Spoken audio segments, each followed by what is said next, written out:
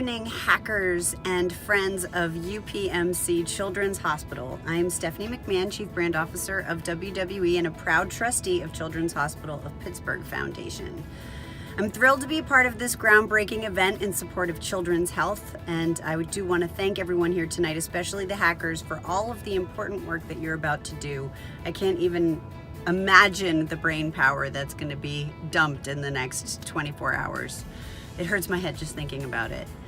Many of you know about Connor Mahalik, who was an 8-year-old WWE fan who lost his battle to medulloblastoma, which is a pediatric brain tumor.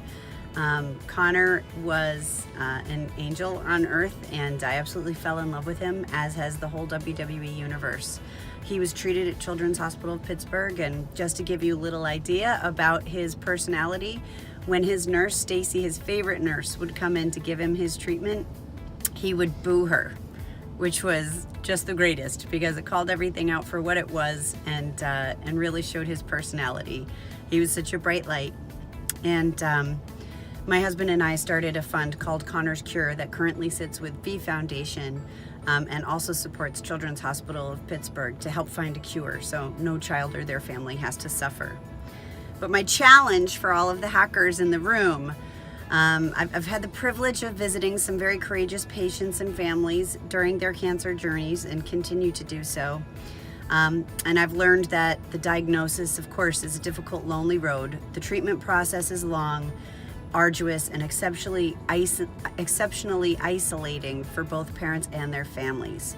Patients are separated from their friends, their schools, their siblings. I mean, imagine what that must be like to essentially be quarantined in a hospital when you're just a little kid and you can't really understand.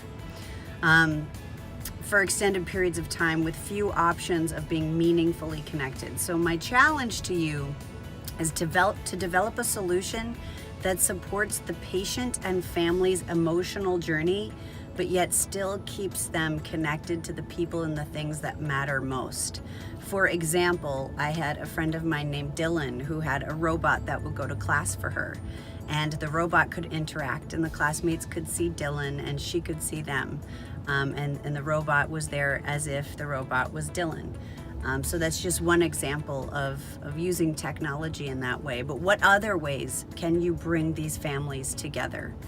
Can you help these kids get better because they're suffering enough? So thank you very much for taking on this huge, huge challenge. You have the WWE's full support, and good luck.